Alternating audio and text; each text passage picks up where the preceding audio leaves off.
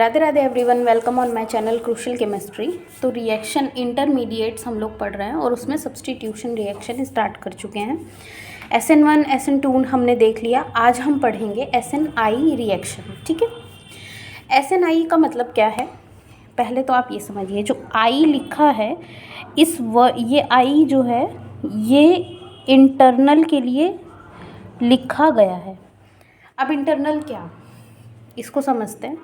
देखिए SNI है, SN1 भी मैं आपको थोड़ा सा हल्का सा यहाँ पे बताऊँगी तो कंपेयर करके समझ में आएंगी चीज़ें।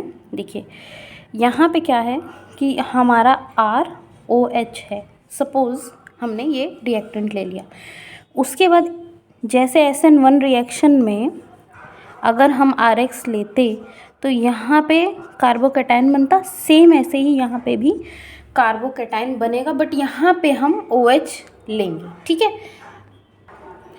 तो फिर क्या होगा कि यहाँ पे आपका कार्बोकैटायन बना, कोई दिक्कत नहीं। बट इंटरनल क्या है, इंटरनल का मतलब क्या है कि यहाँ पे इंटरनली ये जो कार्बोकैटायन है ये अपने आप को चेंज कर सकता है। जैसे अगर मान लो ये 1 डिग्री कार्बोकैटायन है, ठीक है, तो ये अपने आप को चेंज कर सकता। 1 डिग्री कैसे है ये भी समझो। जैसे ये, ठीक है, ये 1 डिग्री कार्बोकैटायन है। अब ये अपने आप को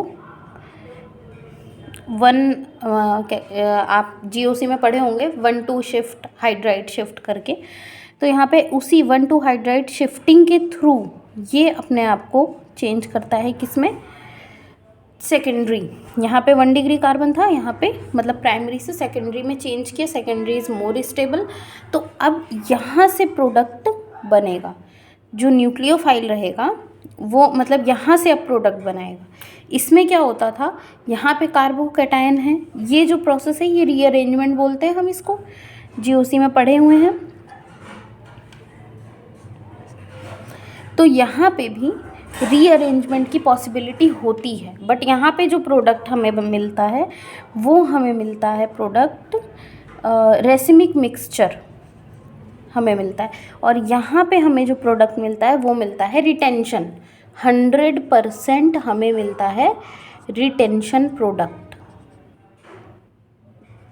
ठीक है, तो ये होता है SN1 और SNI में डिफरेंस। इंटरनल मतलब क्या है कि यहाँ पे इंटरनली जो रीअरेंजमेंट हो रहा है, जो रिएक्टेंट अपने स्ट्रक्चर में चेंजेस कर रहा है, वो हम लोग यहाँ पे कह रहे हैं। और वही सेम काम यहाँ पे भी होगा। कार्बोकैटायन जहाँ भी अगर आपको कार्बोकैटायन दिखता है तो प्रोडक्ट हमेशा मोस्ट स्टेबल कार्बोकैटायन से ही बनेगा। ये बात अपने कॉपी में चाहे आप स्टार पॉइंट बना के या बड़े बड़े वर्ड्स में लिख लीजिए, हिंदी में चाहे इंग्लिश में। ठीक है, चलो अब आगे बढ़ते हैं। मैंने आपसे बताया कि यहाँ पे OH है, एक तो ये बताया। चलो अब एग्जाम्पल लेते हैं हम, ठीक है ना। CH3 और यहाँ मैंने OH ले लिया।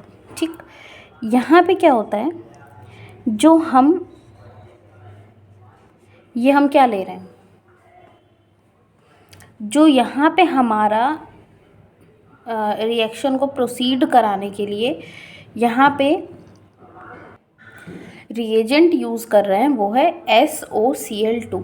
इम्पॉर्टेंट है। देखिए कोई भी रिएक्शन अब हम लोग यहाँ से रिएक्शन पढ़ रहे हैं, आप लोग एक कॉपी बनाएंगे, उस कॉपी में आप लोग यहाँ लिखेंगे रिएक्टेंट,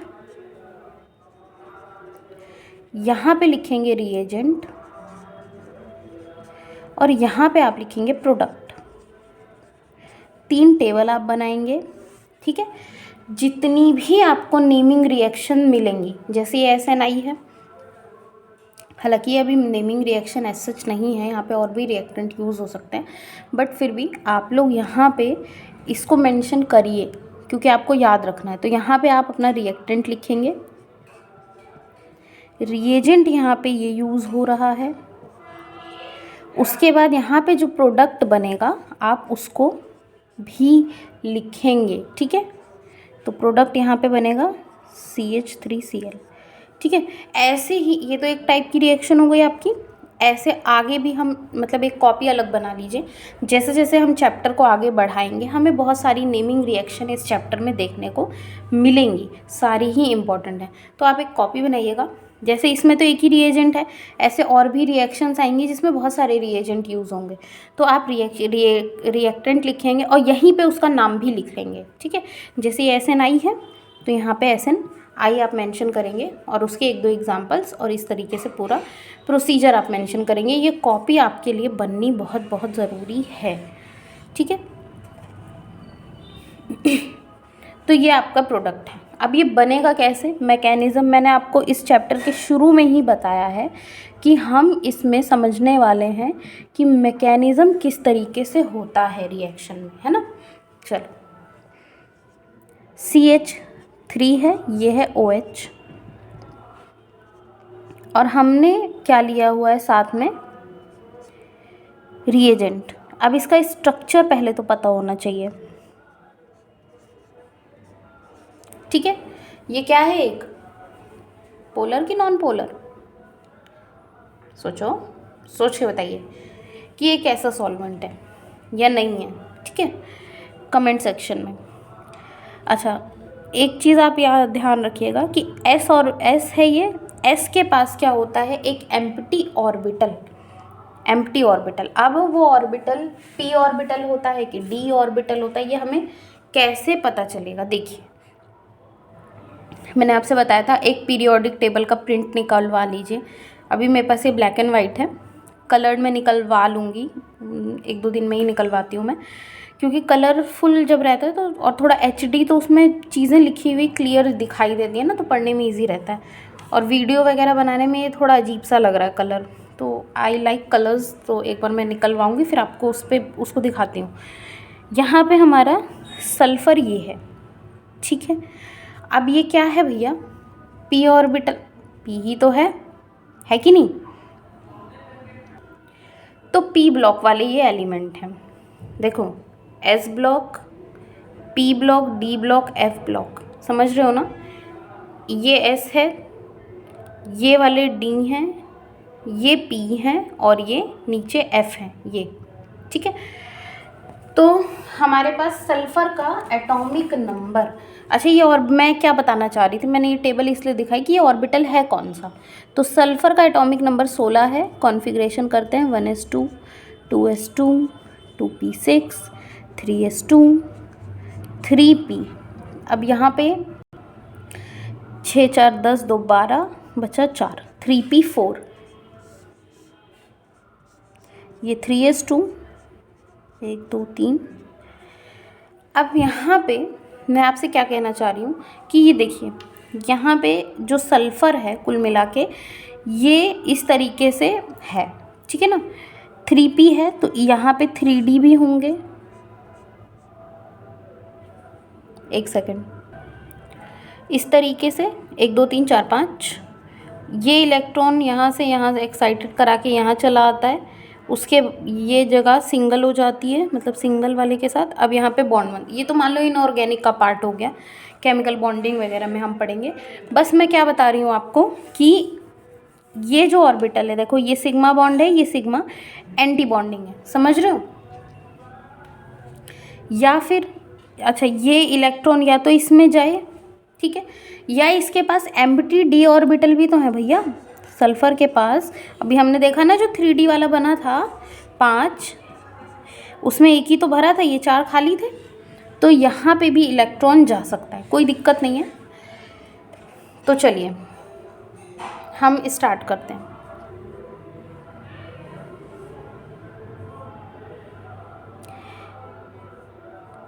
सल्फ़र के पास हम जो एक फ्री एम्प्टी ऑर्बिटल है, यहाँ पे इलेक्ट्रॉन जैसे ही जाएगा ये बॉन्ड यहाँ शिफ्ट होगा, ठीक है। फिर क्या होगा,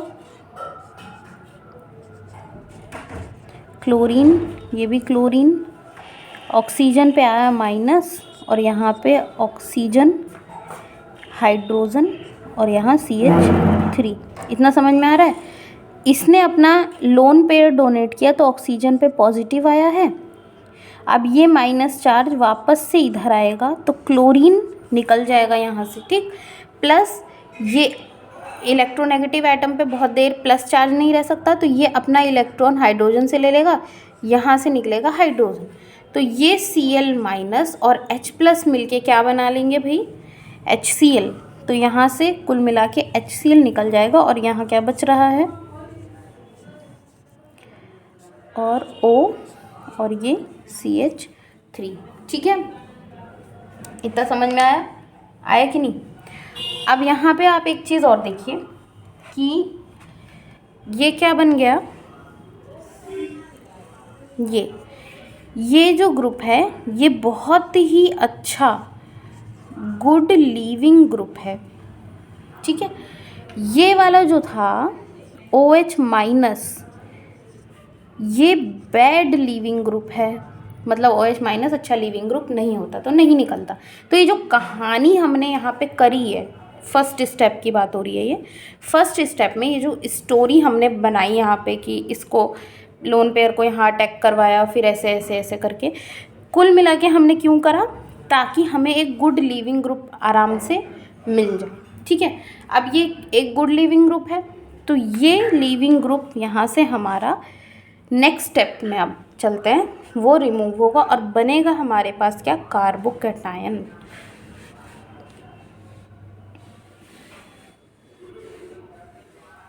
ठीक, देखो CH3 था, यहाँ पे हमारे पास क्या था, O, और ये हमारे पास क्लोरीन। ये मैंने बताया कि ये एक गुड लीविंग ग्रुप है। ठीक है, तो ये ग्रुप यहाँ से निकल जाता है और बनता क्या है, CH3 प्लस। अब हमें इतना पता है, अच्छा ये निकलता कैसे है, अब ऐसे अपने मन से तो निकलेगा नहीं, है ना, कैसे निकलेगा इसको भी देखते हैं। देखो ऑक्सीजन के पास क्या है, लोन पेयर, अभी भी इस पे एम्प्टी ऑर्बिटल है, ये लोन पेयर यहाँ देगा, ये अगेन वापस जाएगा। ठीक है, और जब ये वापस आएगा, मतलब ऑक्सीजन पे माइनस हुआ, फिर ये पाई बॉन्ड में जब कन्वर्ट होगा तो क्लोरीन यहाँ से निकल जाएगा। और जैसे ही क्लोरीन, देखो क्लोरीन निकल रहा है, इसको एक मिनट हटाते हैं, इसको समझते हैं। यहाँ से CH3 है, हाँ, तो ऑक्सीजन है, ये सल्फ़र के साथ डबल बॉन्ड बना लिया, इस वाले ऑक्सीजन पे माइनस, और क्लोरीन ऐसे ही।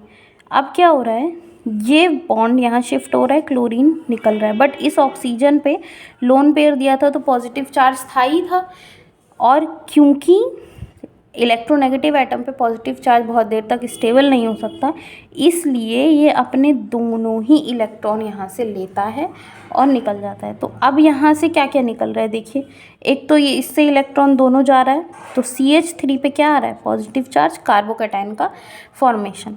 साथ में यहाँ पे क्या बन रहा है, SO2, समझ रहे हो, और यहाँ पे साथ में क्या बन रहा है,